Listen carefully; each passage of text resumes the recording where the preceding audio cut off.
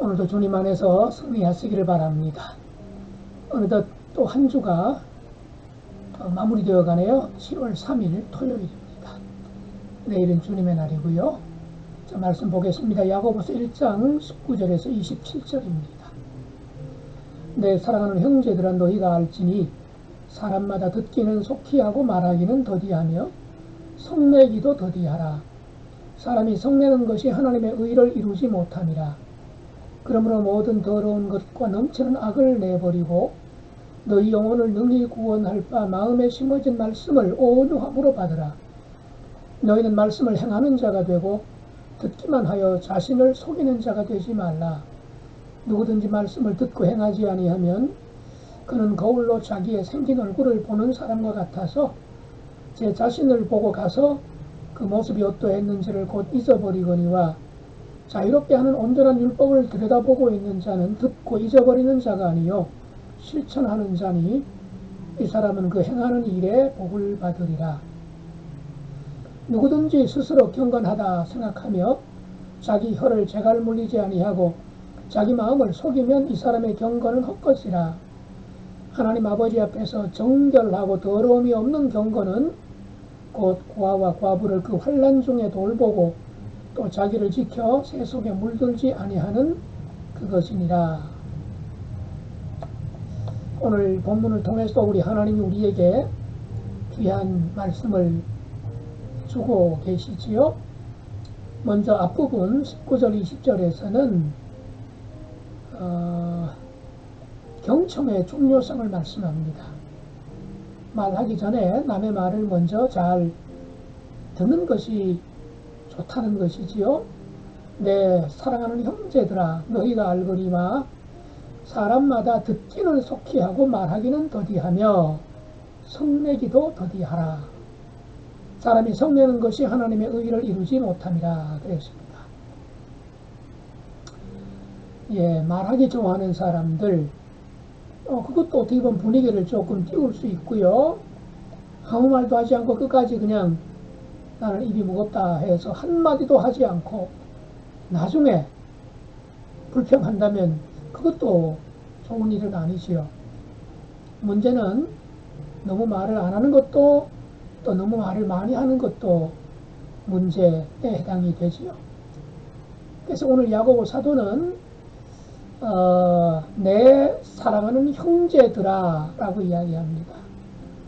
마치 가족에게, 그것도 사랑하는 가족에게 이야기하는 것처럼 바로 우리 예수 그리스도 안에서 우리 모두가 한 가족이다라는 얘기지요. 진심으로 부탁하고 당부하는 거라는 분위기입니다. 뭐라고 그러죠? 듣기는 속히 하고 말하기는 더디하라. 우리는 잘 안 들으려고 하는 그런 경향이 있습니다. 그래서 내 생각, 내 말을 먼저 하고 싶어 하고 내 주장을 내세우고 또는 고집하려는 경향도 없지 않아 있지요. 그런데 오늘 말씀은 듣기는 속히 하고 말하기는 더디하라. 또 뭘 더디하래요? 성내는 것도 더디하라고 말씀합니다. 자, 우리가 왜 이것은 대인관계에서도 그렇고요. 하나님과의 관계도 마찬가지입니다. 좀 더 생각하고 좀 더 말씀을 이렇게 묵상하다 보면 그전에는 이해 안 됐던 거, 도저히 납득되지 않았던 거, 그런 부분도 좀 시간을 두고 하나님을 묵상하면 하나님 마음이 이해가 되지 않습니까? 당장은 부모가 원망스럽고 좀 속상하지만 시간이 흘러서 내가 결혼하고 내가 자식을 키워보면서 때로는 자식이 속을 썩힐 때에 부모 마음이 더 공감이 되잖아요. 그걸 두고 이제 뭐 자식 키우면서 철들었다 그런 얘기도 하고요. 우리가 하나님을 이해하는 것도 하나님 마음을 좀 읽을 줄 아는 것도 그런 것 아닌가 싶습니다. 너무 빨리 반응을 하게 되면 그냥 겉모습만 보고 내 감정에 치우쳐서 하나님에 대해서 불평하거나 원망할 수도 있지요. 사람에게 그렇게 불평하고 원망할 수 있는 것처럼 영적인 부분이나 하나님이 하신 일에 대해서도 내가 당장 손해보는 것 같고 내가 당장 억울한 것 같고 내게 도무지 납득이 안 되는 것 때문에 하나님 이러실 수 있습니까? 라고 불평을 할 수 있거든요. 그래서 듣기는 속히 하고 말하기는 더디하리. 또 성내는 것도 더디게 하는 게 좋다. 이게 흩어져 있는 12지파 사람 형제들에게 들려주는 야고보 사도의 교훈, 그리고 하나님이 야고보 사도를 통해서 우리에게 하시는 말씀입니다.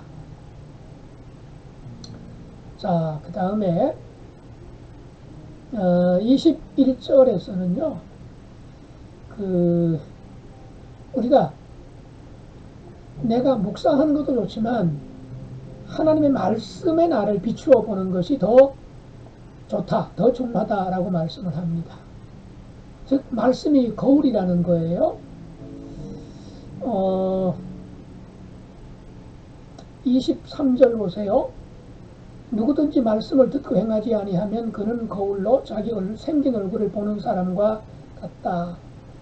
여러분, 거울에 비친 내 모습, 내 얼굴 잘 보이죠?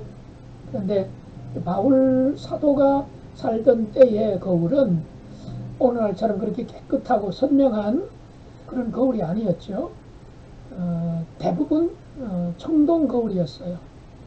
그리고 표면이 깨끗하고 매끈매끈한 것보다는 약간은 요철이 있었습니다. 그리고 청동 거울은 녹이 슬기도 쉽고요.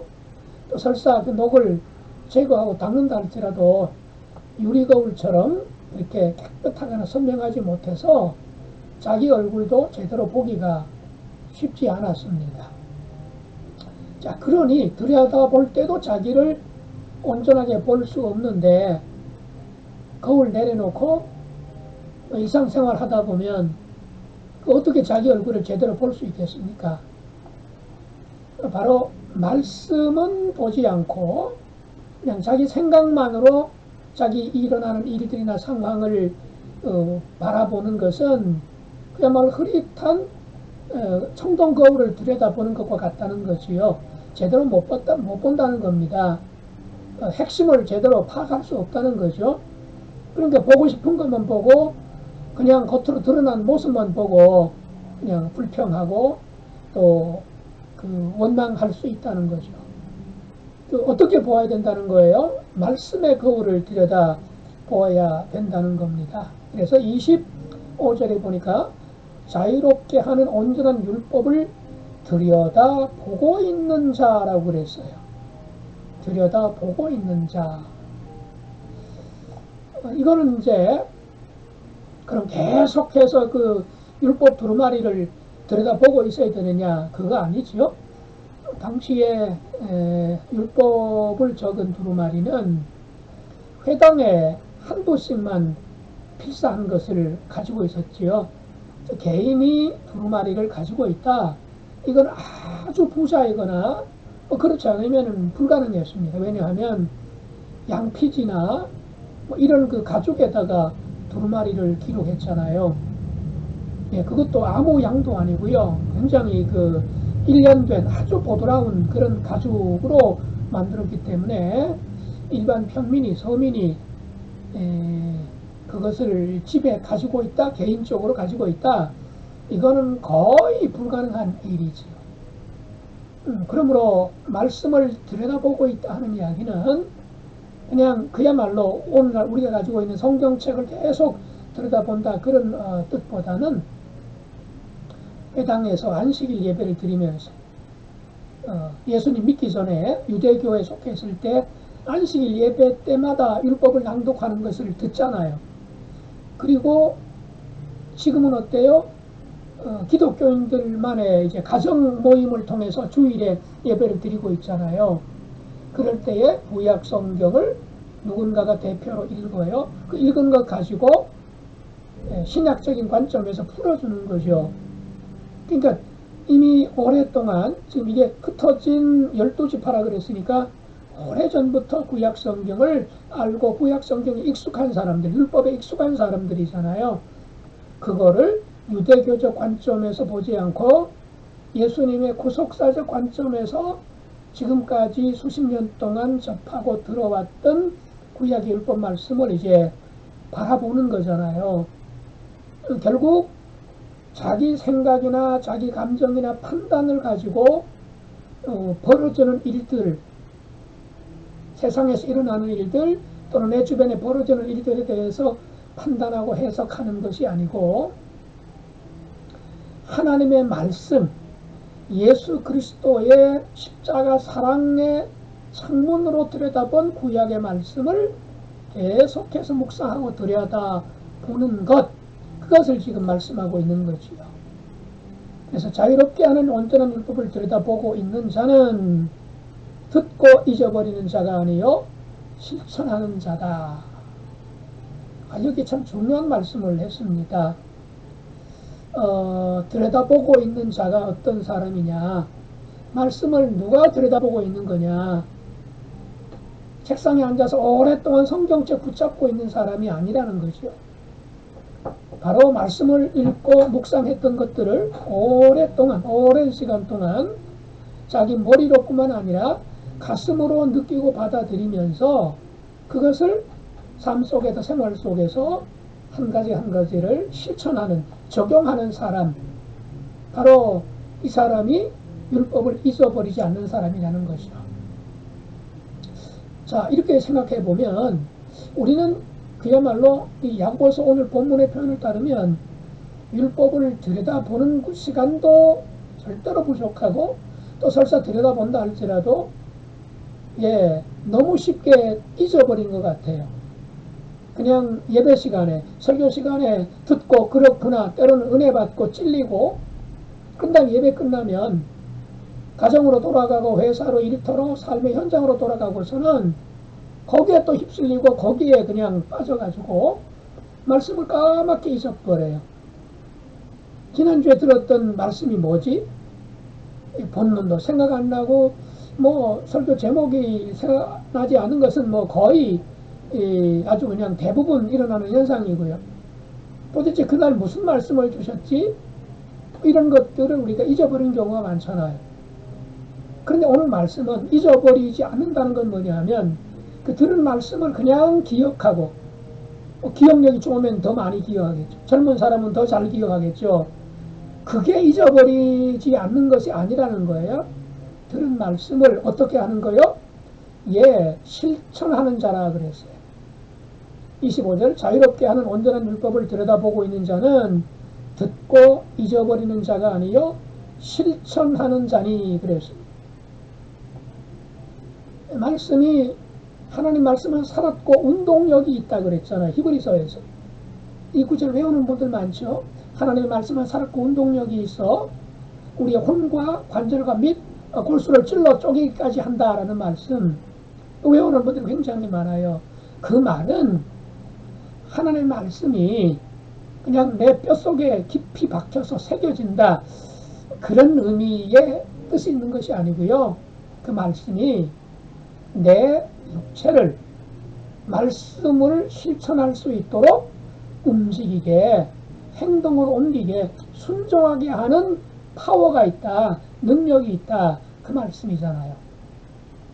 우리가 음식을 먹으면 음식이 우리 체내에 흡수가 되어서 에너지를 우리 체내에서 발동시키고, 그 에너지 가지고 우리가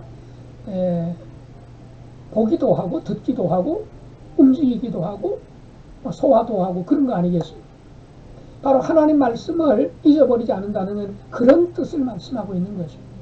말씀을 듣고 그 말씀이 내게 은혜가 되고, 은혜된 말씀이 내 온 몸에, 내 정신세계와 육체에 전부 흡수가 되어서 그것이 신앙생활 속에서, 가정에서 또는 일터에서 그대로 실천으로 나타나는 것, 그게 바로 하나님 말씀을 잊어버리지 않는 모습이라고 말씀하고 있는 겁니다. 그러고 보면 이 야고보서 오늘 본문 말씀이, 특별히 25절 말씀이 정말 우리 시대에 한국 교회를 향해서, 나를 향해서, 우리를 향해서 하나님이 정말로 강조하시는 말씀으로 들리지 않습니까? 그러면서 마지막 이렇게 말해요. 25절 마지막, 이 사람은 그 행하는 일에 복을 받으리라 그랬어요. 실천하는 자에게 하나님이 복을 주시겠다는 약속이에요. 우리 기도하면서 복 주시옵소서, 복 주시옵소서, 이른바 기복적인 그런 기도를 꽤 많이 하잖아요. 물론 그런 기도 필요하죠. 근데 오늘 야고보 사도를 통해서 하나님 말씀하십니다. 들은 말씀, 은혜 받은 말씀, 암송한 말씀, 그리고 감동이 되는 말씀을 계속해서 들여다보면서, 무엇으로? 눈으로 들여다보지만 마음으로 들여다보면서 그것이 체내에, 내 육신에, 내 정신에, 내 신앙에 흡수가 되어서 거기서 성령님이 우리에게 공급해 주시는 능력, 에너지를 가지고 실천할 때에, 살아갈 때에 그 사람을 하나님께서 복 주신다는 거죠. 복 주세요 해서 복 주시는 것보다도 우리가 실천할 때, 행동할 때 그러면 하나님이 복 주시겠다. 아, 대단히 참 찔린 말씀이기도 하고요. 정말 필요한 말씀입니다. 우리 25절 좀 밑줄을 쫙 그어놓고 계속해서 한번 정말로 들여다보고 또 들여다보고 그렇게 했으면 좋겠다 하는 생각이 듭니다. 자, 그 다음에요. 27절 말씀 보겠습니다.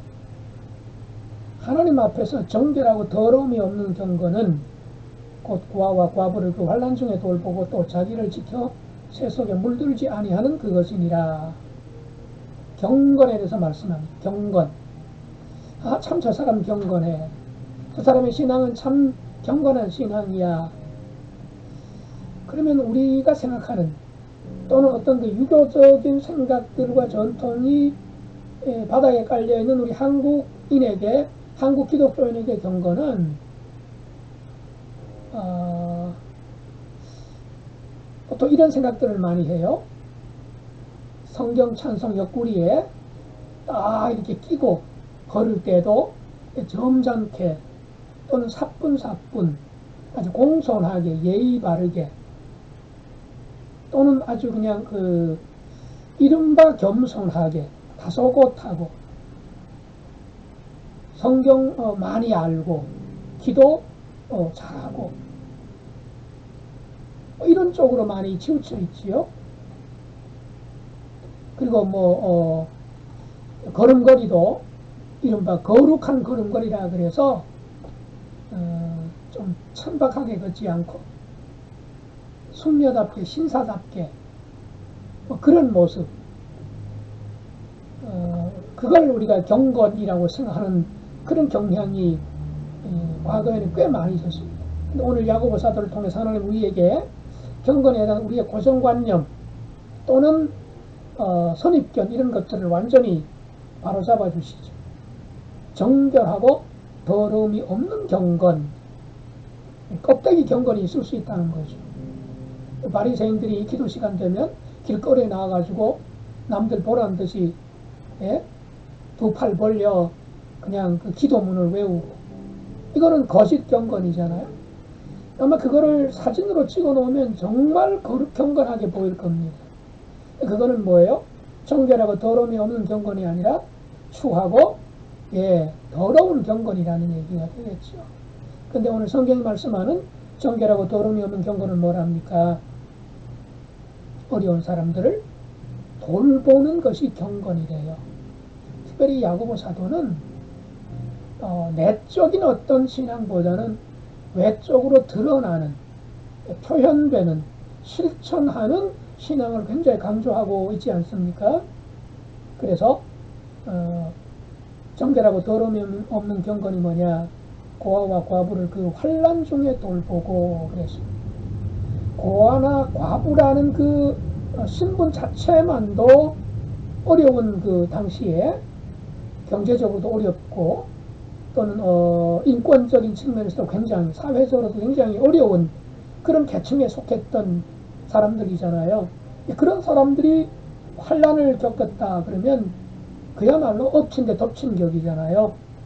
그야말로 단순히 고아라고 과부라고 하는 것이 아니라 이걸 확대하면 그가 어떤 신분을 가지고 있는지 관계없이, 즉 그의 어떤 그 외모가 어떻든지 간에 이 외모는 생김새를 말하는 것이 아니죠. 정치, 경제, 사회, 문화 여러 가지 어떤 그 겉모습, 스펙, 이력 그것과 관계없이 누구든지 환난을 겪고 있는 사람이 있다면 그를 돌보는 것, 그를 도와주는 것, 예, 그게 경건이라고. 무슨 경건? 예, 정결하고 더럽지 않은 깨끗한 정말 하나님을 기쁘시게 하는 경건이라 그렇게 말씀하고 있습니다. 주님 안에서 나는 얼마나 참 이런 경건을 가지고 살아가는가 하는 것, 그리고 율법의 말씀을, 하나님 말씀을 어떻게 들여다보고 있고 그 들여다본 말씀이 내게 어떻게 에너지가 되고 능력이 되어서 실천하며 살고 있는가, 이걸 오늘 집중해서 우리에게 말씀하고 계십니다. 기도하시죠. 하나님 우리 아버지, 오늘 야고보 말씀을 통해서 말씀을 들여다보고 그것 때문에 하나님이 주시는 능력으로 실천하며 사는 것이 바로 하나님의 복을 받는 길임을 보여주셨습니다. 아울러 그 실천 중에 바로 어려움을 겪고 있는 이들을 외면하지 않고 도와주는 것이야말로 바로 실천하는 대표적인 것이고, 또 참된 경건, 하나님을 기쁘시게 하는 경건이라는 것을 배웠습니다. 우리는 어떻게 살아가는지, 나는 과연 말씀을 어떻게 보고 또 그 보고 듣고 익히고 감동받은 말씀, 은혜 받은 말씀 가지고 어떻게 살아가고 있는지 돌아보게 해 주옵소서. 예수님 이름으로 기도드리옵나이다. 아멘.